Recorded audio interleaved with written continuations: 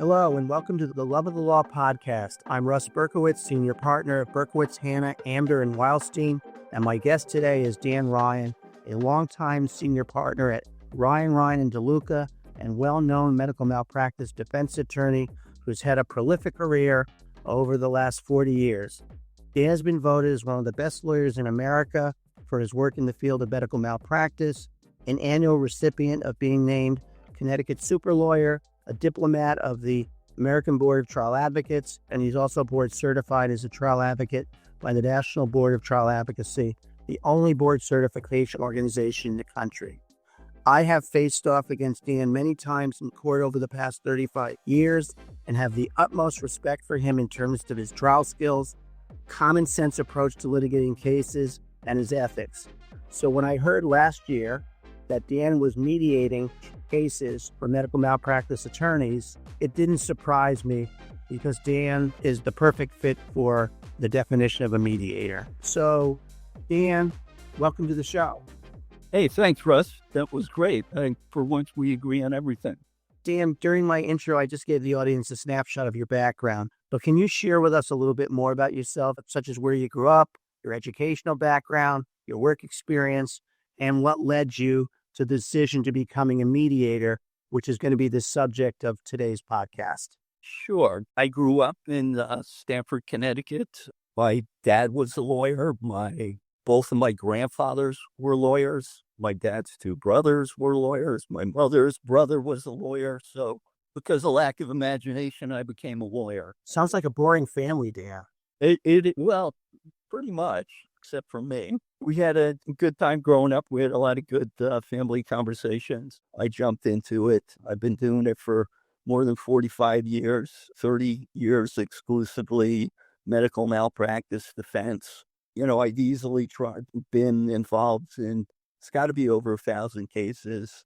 And at this point, I'm towards the end of my career.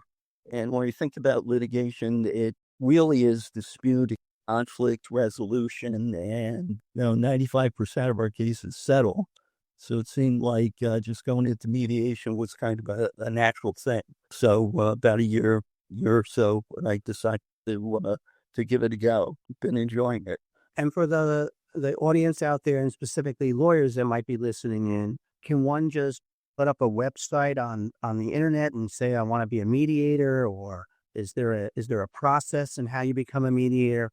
Because in your case, you had the advantage of a lot of us knowing who you were because you're in the trenches on these cases over the years. A lot of lawyers, both on the plaintiff and defense side, knew you. Insurance companies, hospitals that you represented knew you. And so while it may have been a natural fit for you by saying to people, hey, I think I'm going to be mediating cases and feel free to send them my way, are there other ways that one can become a mediator other than the way that you did it, which was more of a word of mouth kind of thing? You know what? I'm kind of embarrassed to say, Russ. I don't know exactly. Mine was on the job. I've been involved in hundreds of mediations, participating in them. So when I decided to do it, I just kind of threw my name out there to let everyone know I'm interested. As you know, it's a voluntary process. So they come my way because they know who I am. But from my point of view, that's pretty much how I got into it. And I know that we throw the word mediation around and we just assume that people know what we're talking about when we say the case is going to mediation. But can you tell the audience what exactly is a mediation? I mean, mediation is essentially, it's a voluntary process in Connecticut where the parties agree to sit down and try and resolve their differences. And it's usually conducted and overseen by a mediator who can essentially be anybody. It can be a lot of retired judges, active judges, retired lawyers, active lawyers. The way I conduct a mediation is once I'm contacted, I go on the judicial website. If the case is in suit, take a look at the case, read the complaint. I'll get in touch with the parties, ask them to give me information about the case. They'll send me mediation statements and position papers, give me the background, and then we set up a time to meet. But attorneys for all parties will come. Some Sometimes the parties themselves come, sometimes they don't. And I will meet individually with the attorneys and then try and facilitate a conversation where we get start talking about money and resolution of the case. Do you hold yourself as a medical malpractice mediator, or do you spread your mediation practice beyond medical malpractice cases? I'd be happy to mediate any case. My area of expertise has been medical malpractice, so I think all but one or two of the cases I've been asked to mediate are medical malpractice cases, but I feel like I'm qualified to mediate any dispute. If I was asked to do something that I didn't feel qualified, I'd decline. But, I think essentially, if you're a mediator, you should be able to mediate any dispute.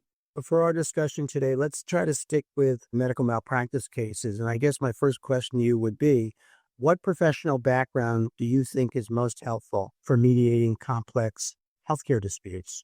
I think the most helpful is if the mediator is actually tried as an attorney, has tried a medical malpractice case.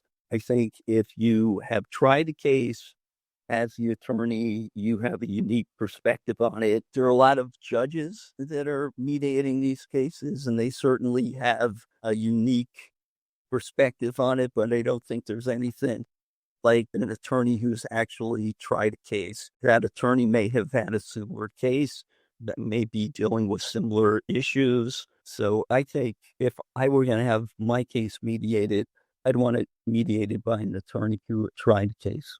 And I know you've mediated a lot of cases, and you've mediated cases against me. But I guess one of the things I've always been curious about, when an attorney is asked to mediate a case, or one of the parties reaches out to the other side and says, hey, what do you think about we using Dan Ryan to mediate the case? I'm wondering, do you think that there's hesitation using someone that only practiced on one side of the bar, meaning that, like, if someone calls me up and says, hey, we want to mediate our malpractice case with you, we think there's a good chance we might be able to settle the case through mediation, and they throw, let's say, your name out or another lawyer who practiced primarily in the defense field, do you think that poses a problem where the plaintiff's lawyer might be saying, I wonder if he's jaded more towards the defense side based on his experience? And if you've ever been contacted by the plaintiff's lawyer, what would you say to them to put their mind at ease that you would be an impartial, neutral as a mediator? I think that's exactly what the role of a mediator is, to be neutral. And my objective as a mediator is to get the case settled. I'm not particularly invested in how much money the case settles for. It is the parties that have to agree. I think I actually have the advantage of being well known to most of the plaintiffs' bar, so I think I have the respect of most people in the plaintiffs' bar. I would encourage anyone that is thinking of using me to talk to other people in the plaintiffs' bar in terms of what their experiences have been. All the cases I have settled in practice have been with plaintiffs' attorneys.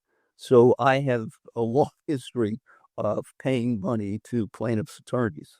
The process itself, I think you mentioned earlier in the podcast, you get contacted by one or both parties. They want you to mediate the case. You set up a date. You tell them that you want additional information or what's called a mediation statement provided to you, and then the mediation takes place. Can you share with the audience a little bit about at least what happens at your mediations? Because I know that different mediators handle mediations differently. There's some that make plaintiffs do and defendants do an opening statement. Others just introduce themselves to the clients, and the clients get put in one room, and the insurance company, the hospital official is in another room with their attorney, and then the game begins. So what is your practice and pattern in how you run a mediation? I think it's just more productive to put people in their separate rooms with their decision makers. And for me to begin talking with people, I generally start by talking with the plaintiff's attorney. Actually, Russ, I usually start before the mediation. I will give counsel a call a few days beforehand just to make sure I understand the dynamics of what's going on between the attorneys, what's going on with the attorney and the client. Are there issues there that have to be addressed? And I will want to make sure that people have an understanding of what kind of an insurance money is available, what the coverage is for different people. And going into the mediation, I want to know before I get there, how much money is the plaintiff going to be asking for right from the get-go, so that we don't have to spend a lot of time at the mediation trying to ferret it out from plaintiff's attorney. How much money are you going to be demanding? And I think the ball quickly goes over to the defendants to respond to that settlement demand. Seems like a reasonable way to approach it. I do want to throw in one thing. I think that from a plaintiff's perspective, one of the things that I've noticed over the years for those mediators that have wanted an opening statement, I find it to be so counterproductive when the clients are present on both sides, because both sides are going to hear a one-sided view of what the case is about, and it can get them angry from the beginning and change their posture and how open they are to the process, because now they're angry that they're hearing another side that they don't believe in. So I think the way that you handle it is spot on, because I find that if everyone goes in there with the optimism that the goal is to try to resolve the case, well, then you've got your 50% there already. And I think that in those circumstances that we've had these opening statements, I think, at least from a plaintiff's perspective, we have to almost like regroup in the privacy of a meeting room with our clients to get them to calm down, that don't worry, this is just the spin they're putting on for the mediator. Everything is still the same as when we walked in here. I'm sure that as a litigant, before you became a mediator, you had a similar experience with me, and it made it a little trickier, at least at the beginning, to move forward with the mediation in a productive way. I couldn't agree more. I think, when you do those open statements, it's an argument. If you're engaged in an argument, you're trying to win. You don't win a mediation. So I couldn't agree more. To my mind, it's totally counterproductive. Do you think there's a specific time during the litigation process that lends itself to when a mediation should take place versus a different time during the process? Yeah, I think the ideal time is, when all discovery is complete, all the parties have been interviewed and deposed, and the experts have been disclosed and deposed, and everybody has full knowledge of each other's cases, and you've got a trial date pending, so everyone's motivated to, it's kind of a do or die moment. I think, that's the ideal, but everyone's very invested in the case by that time. They spend a lot of time and money. So there certainly are earlier points in time when it can be done. I've mediated cases before they've actually become cases, before they've gone into suit. How do you tend to loop in the plaintiffs in a case, if at all? Do you speak with them? Do you engage with them during the process, or is that something you leave to the attorneys? I put it to the plaintiff's attorney, how do you want me to interact, if at all, with your client? Some attorneys want you to address their clients, and that's fine. Some want you to, and I'm happy to do that. But I think that really is a decision for the plaintiff's attorney to make with his clients, whether they want me as a mediator to interact at all. What percentage of the cases that you mediate do you find that when the parties walk to mediation, that you can see that they're very, very far apart? And how is it that you go about during the process bridging the gap to make this into a realistic chance of resolving at the mediation or shortly thereafter the mediation, which sometimes can happen with a couple of extra phone calls? Sometimes mediation, people will engage in mediation because a trial judge or a supervising judge has suggested they go to a mediation. And it's really not the party's idea, it's more emotions. And if that's the case, it can be a complete waste of time. And sometimes the plaintiff's attorney or whichever attorney will let me know ahead of time, hey, we're just going through the motions. So if that's the case, I'm going through the motions too. But generally, if people are there in good faith, I think the best way to get it going is just start talking. Let me hear about your case, and let's start to talk about the strengths and weaknesses. And let me talk to the other side. Let's just keep a dialogue going. Does it matter to you at the beginning of mediation if you know the demand is, let's say, $30 million and the defendant's first offer is 150,000 in terms of the chance of that case being resolved? Oh, yeah. And how do you handle that? I think my first mediation, the demand was $25 million. And after about an hour, the defendant decided to offer $5,000 in response. Tried to convince them that would end the mediation. They weren't convinced. So we had an offer of $5,000 and the mediation ended. About 2 weeks later, they called me up and realized that was not a good move. And we started the process all over again and eventually got the case settled. I think one of the strong points of a good mediator, and I know that you're probably that kind of mediator, is that you try to get beyond the poker playing that takes place. Because in most mediations, the plaintiff asks for a lot of money, the defendant start off not offering a lot of money, and you have to kind of ferret out whether or not are they really that far off, who's going to make the first move. If someone drops too much on their demand, are they being weak or being viewed as being that was just a joke of a demand? And I guess that's probably what you kind of have to figure out. And I'm assuming you usually know the players, so you know what their style is, and you know whether they're balking or not, or whether they're serious. And how do you deal with that? That's exactly right. And I think one of the advantages I have, having been doing this for so long, is I do know the players and I do know the negotiating styles. I mean, one of the most recent mediations I had was with a fellow who I know does not like to negotiate. He does not like a lot of back and forth. I think we got the case settled in 2 or 3 moves.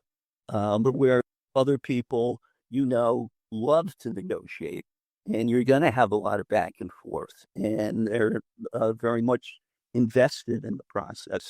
So it helps to know, you have to know who you're dealing with. And in the last case where we got it done with pretty small moves, not small moves, but a small number of moves, I spent a lot of time having to convince the other side that this is this person's negotiating style.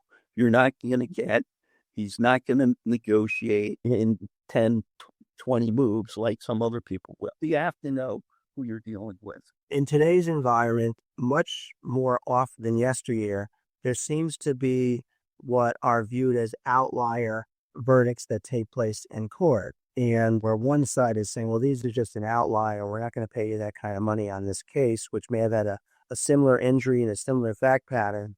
And then you have the plaintiff saying, well, this is the norm now. This is the new norm.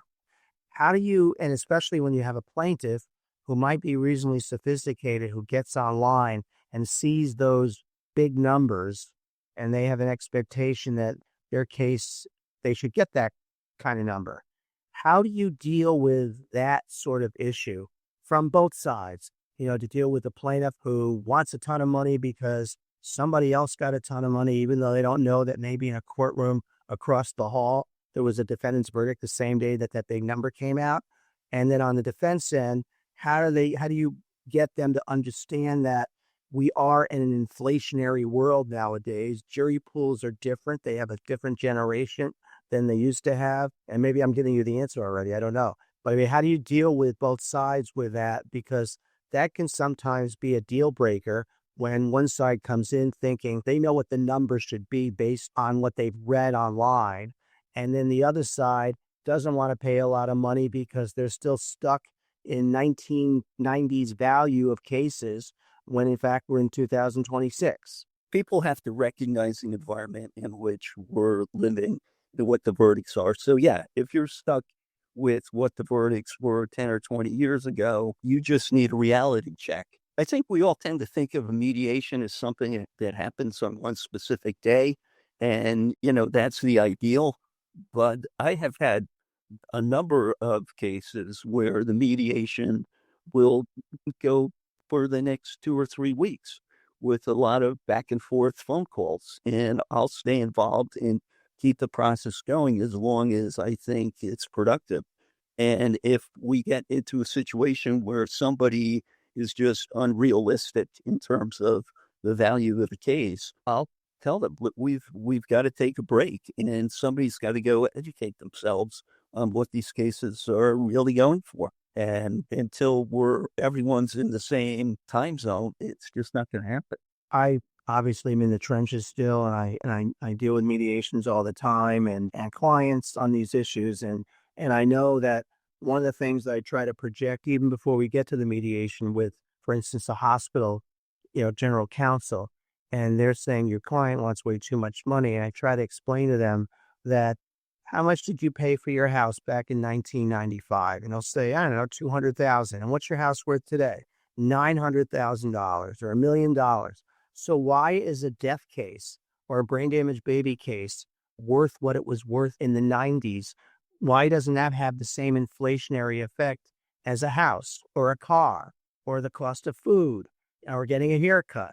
And I think that has allowed us to actually bridge the gap on some of our cases. Not that I'm any savant on this thing, but it just seems reasonable to me that from a plaintiff's perspective, that you can't be offering the money that you offered 25 years ago and think it carries over in today when today's jurors weren't maybe living back then or they were kids back then. And so they don't have the same frame of reference as someone that's been around a long time who's still stuck in time. And then alternatively, the plaintiffs have to understand, I would think, that sometimes those numbers that they read about, they only come out a few times a year.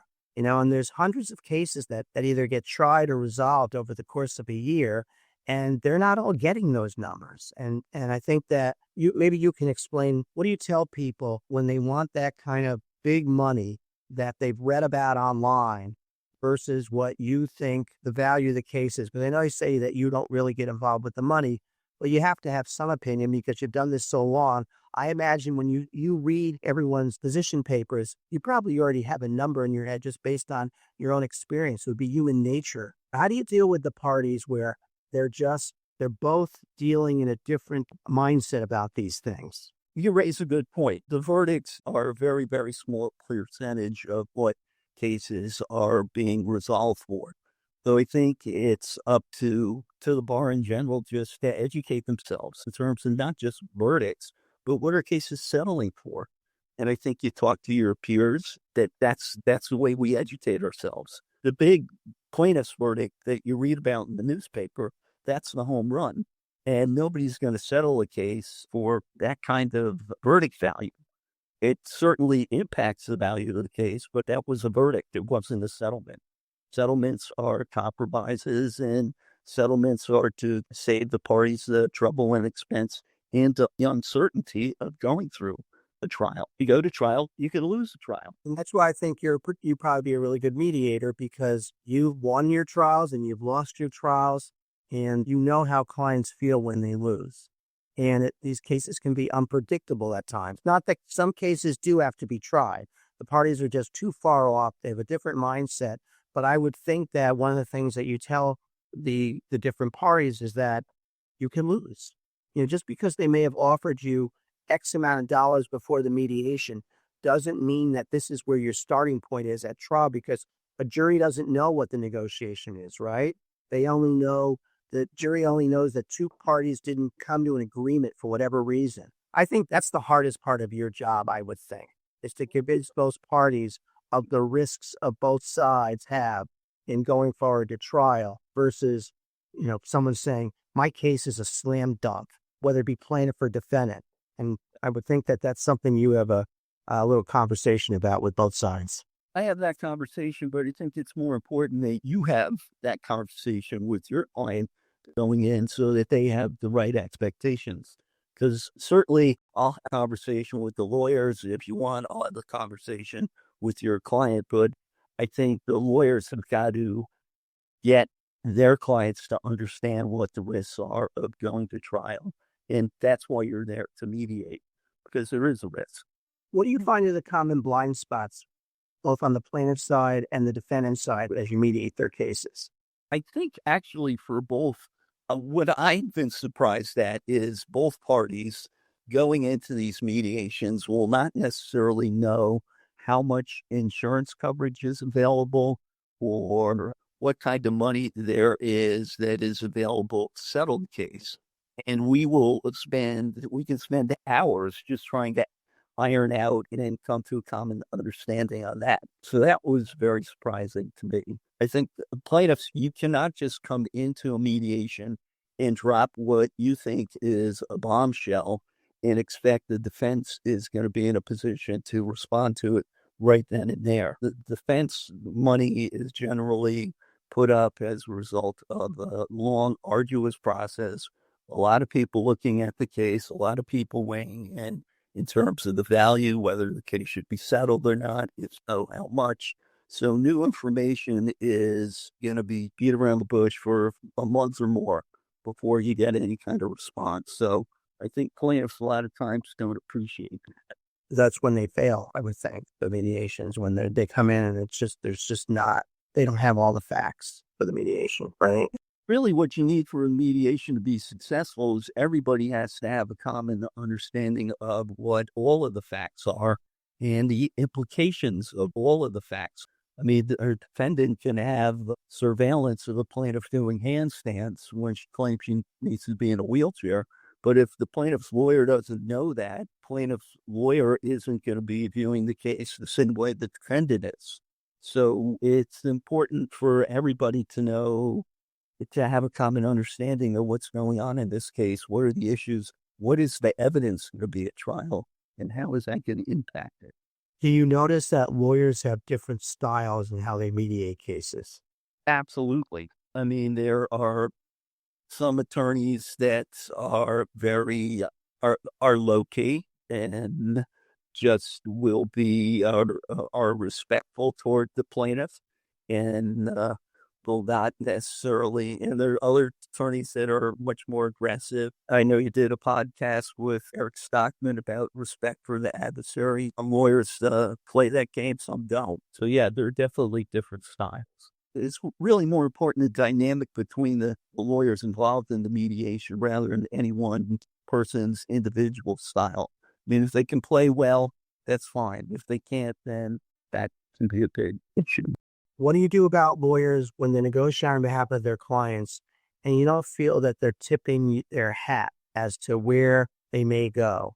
Is that something that you have to sort of create an environment for them to tip their hand a little bit, to move the case along at the mediation? Or how do you handle that? Because that, to me, a lot of times as a plaintiff's lawyer, we come in, we're not sure at the beginning where the defense lawyers or the insurance company is. We don't want to drop our demand too much because we're not sure where exactly they are. They may have more money than we thought that they had, that they actually have, and we sort of tread lightly on these. So I guess what's your style in terms of how do you deal with those issues, such as moving the ball up the field? Yeah, I think you get a pretty good sense pretty quickly in terms of who is willing to move. You can get stuck. What I will find frustrating is when I don't get a sense from one of the attorneys that they're not being straight with me. I mean, I need to know what kind of movement you have and where you can ultimately go. It doesn't necessarily have to become part of the conversation or part of the negotiation immediately. But, I may need to know, Russ, can you settle this case for $1 million or do you really need 5 million? You might tell me you can do it for $1 million. Doesn't mean I'm going to run out and tell the other side, but we may need to get a lot closer. But at least I need to know so that I can get and push somebody to let them know what they need to do to keep this conversation going. What typically causes mediations to fail, and can those failures be prevented during the process? I find they fail when people they don't have all the information. You're seeing the case through a different lens. It may be a situation where you haven't posed each other's experts yet. So you've got a strong expert. The other side doesn't know you have a strong expert. There are issues sometimes if you think you're going to go to trial, maybe you hold back and you don't put an issue out there. That causes your evaluation to be different than the other parties. So to me, it's usually they fail when people don't have the same information, aren't looking at the same case. You notice a difference in experience level of the attorneys involved in the cases and whether that affects their ability to recommend, the right number or a reasonable number to their clients? Yeah, I think it's certainly the more experienced people have a better sense of what the real value of a case is. So, yeah, inexperience can certainly count and prejudice the chance of settling a case. Those people that you guide along and say, look, I'm not involved in the case, but I handle the cases just like this.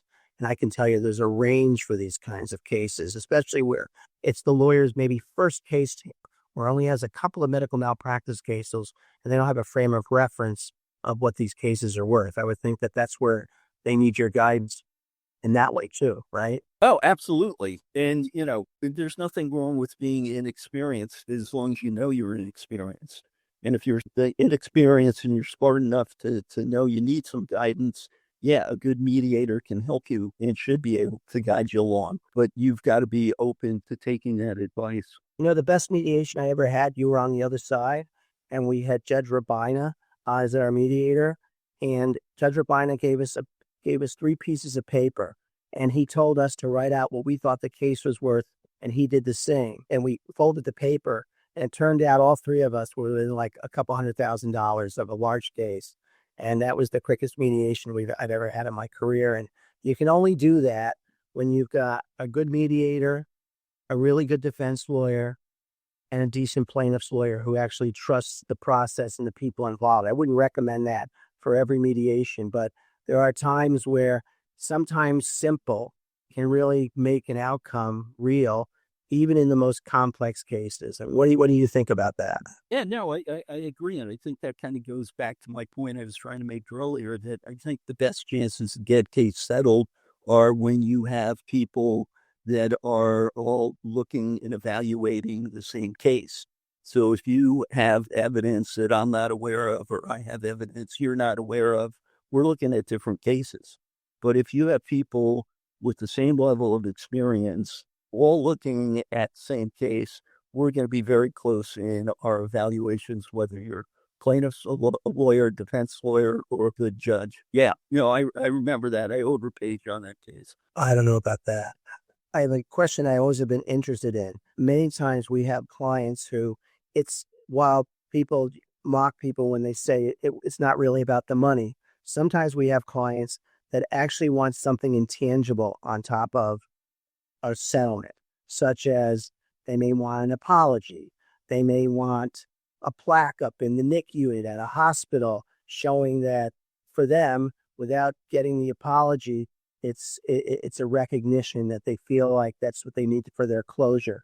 Have you seen that as being part of any negotiation that you've dealt with as a mediator, or is that something that you've also seen as a defense attorney? And how have you dealt with those issues? That is something, there are some defendants that are open to that. I mean, I don't think as a mediator, but in practice, I actually had a defendant doctor come to a mediation because he wanted to extend an apology, and it was successful.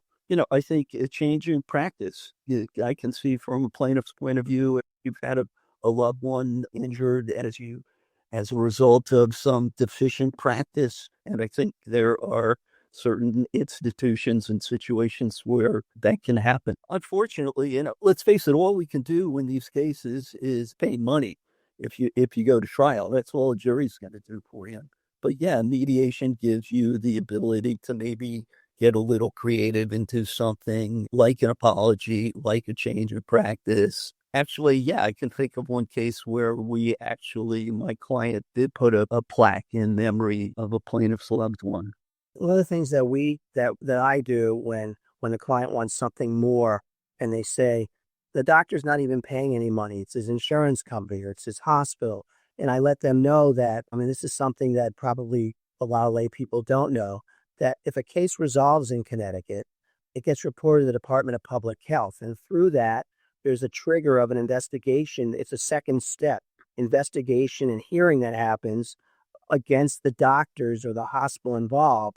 And so they have to go through this other process and explain that if they didn't do anything wrong, then why did they pay $3 million? And I think that sometimes makes the clients, I don't want to say happy, it puts some closure on the settlement aspect because it allows them to know that the doctor's just not walking away, that maybe that becomes now a blemish on his record. If he's had more than one or two cases against him, it could affect his licensing.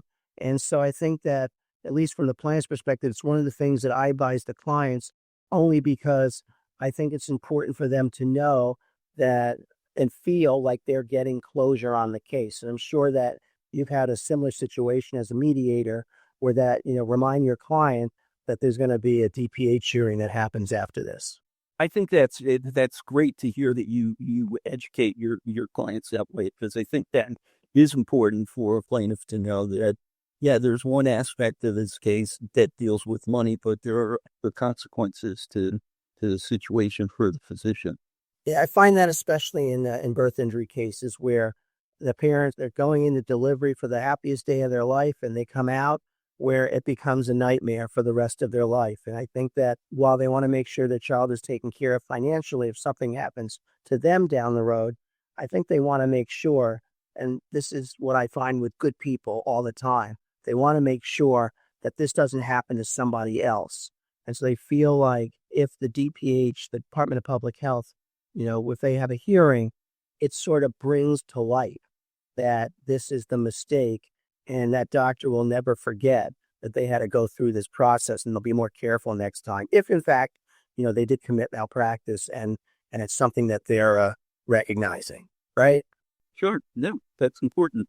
I understand where the plaintiff comes from, that, hey, if the doctor's not paying the money, his insurance carrier is, but I can't think of the situation where I have had a client, a physician, who has not taken the situation very, very seriously. Had a trial. I won for the defendant doctor, and he was so relieved at the end. He told me he just didn't know what he would tell his mother if he lost the case. I mean, it means something to the physician too. I understand. What separates effective advocates in mediation versus ineffective ones?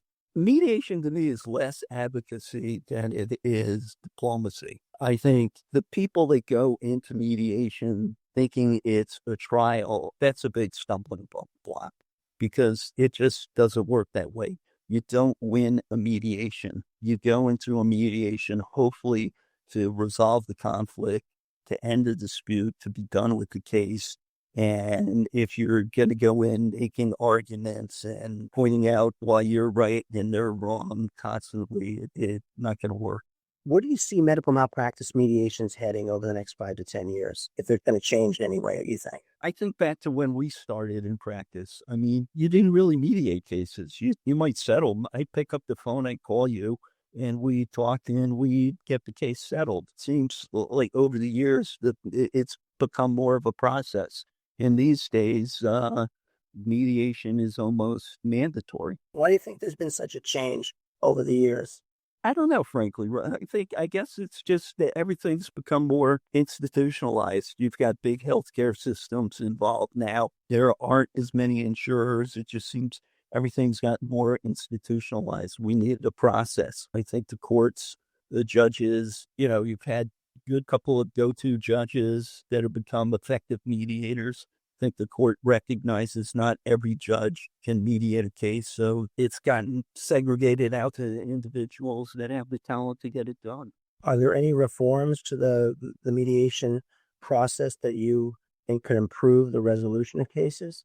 I don't know. I've been thinking about that, and it'd be interesting to hear what you think, but I don't think so. I mean, to me, it's a voluntary process.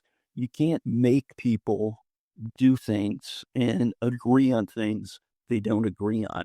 No, I'm a firm believer in the mediation process. I think that there are cases that if we try to deal directly with the other side in this day and age where the stakes are high and the monies can be very high, I feel like people hold back more, thinking that they can't exactly be straightforward with the other side, where as a mediator, you can at least draw both sides out to the extent where it wouldn't happen in a direct conversation, even if you had known the other side, pretty well.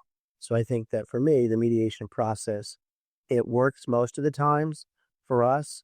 The thing that I see that bothers me is when one side isn't serious about the mediation, that they have an ulterior motive for mediating, whether it be, the plaintiff wants so much money. Let's see where we can bring them down to, even though it won't be a number that'll settle. so that they're thinking ahead to mediation number 2 or mediation number 3, or maybe to get the mediator to tell them that their case isn't worth what they think it's worth and to point out the flaws of the case. And then I would think likewise from the plaintiff's side, sometimes they want to just draw a number out of the defense, getting them thinking about that this is going to, not even knowing that this is really just going to be the starting point for the next mediation. So I think that both sides sometimes have an ulterior motive, which we personally don't use. We go there in good faith and we try to resolve the case, put together what we think is a good mediation statement, lays out all the high points of the case, talks about whatever flaws, if any, there are in the case.